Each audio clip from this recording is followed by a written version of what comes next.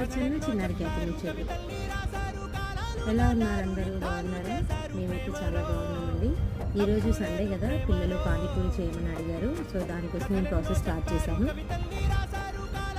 మామూలుగా నేను డీమార్ట్ కానీ నేషనల్ మార్ట్ కానీ వెళ్ళినప్పుడు ఈ పానీపూరి చేసేవి తెచ్చి పెడతానండి. అవి రెగ్యులర్గా పానీపూరి కోసమని కాదు, పిల్లలకి ఎప్పుడైనా స్నాక్స్ చేయడానికి కోసం నేను తెచ్చి పెడుతూ ఉంటాను. ఫస్ట్ అవి నూనెలో వేయించి పెట్టుకున్నాను.